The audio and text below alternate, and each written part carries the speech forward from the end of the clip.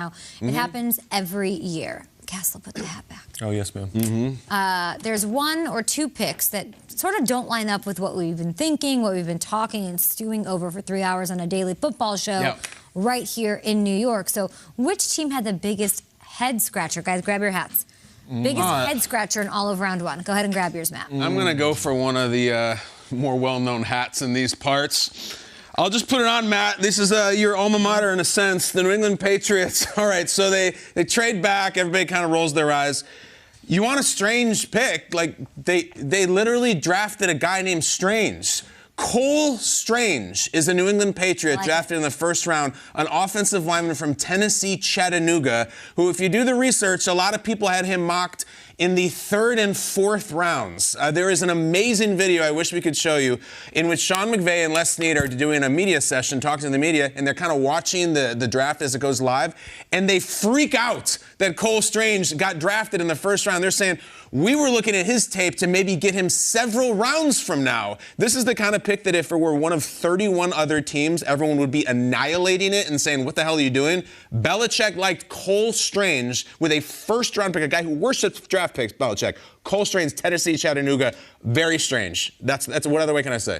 You know, for me, it's just the nature of the picks that they went with, and I went with the Green Bay. I mean, we've been talking about a lot this morning. I like Quay Walker. I like Devontae Wyatt. But at the end of the day, all the assumption was that they were going to move up to get a #1 wide receiver, and they weren't able to do so. Yeah. And so, for me, it just was a little strange to not see them be more aggressive at that position, considering the need that they have right now. It's well said. The head scratcher with the Titans, every angle I take in thinking I'm missing something, right? We have to be missing something because, like I was talking about the Lions, and they've got time, they're rebuilding. That's not the Titans. The Titans are the #1 seed, the reigning #1 seed from last year. This is a team that is so close. So to sacrifice a known commodity like A.J. Brown, and I'm not saying, I mean, Treylon is a guy I talked about a lot. I think he could be really great out of Arkansas.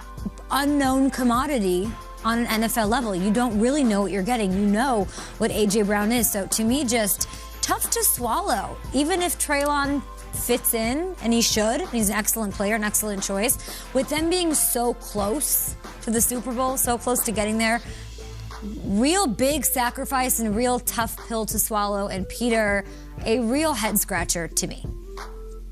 I don't know. Something else is going on. I think it's a financial decision there on that one, and they decided to rip the Band-Aid off. You know, the Vikings did this a couple years ago when they traded Stephon Diggs, and everyone was upset, and then they got Justin Jefferson, who went up to be actually as good, if not a better wide receiver than Diggs. And the crazy thing is, Daniel Jeremiah was talking yesterday about Treylon Burks before he got drafted and said the comp is A.J. Brown.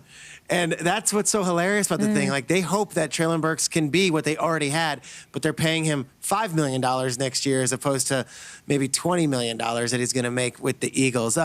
My head scratcher, I look at this entire thing. The Cowboys were an interesting one, and I like Tyler Smith. We had him on our show. This was a 21-year-old player who came out as a redshirt sophomore, and he is young, and he is going to be developed, and he could end up being one of the best offensive linemen in this draft.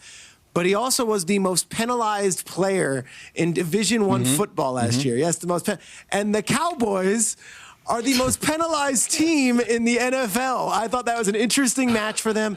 They had Linderbaum on their board. There could have been a way to move up and maybe get Zion Johnson or Kenyon Green, who went earlier. To the Cowboys to sit pretty, not make a crazy trade, and take the most penalized player when they're the team that always had the most yellow flags. I find it to be not head-scratching so much, but I don't know, kind of cute.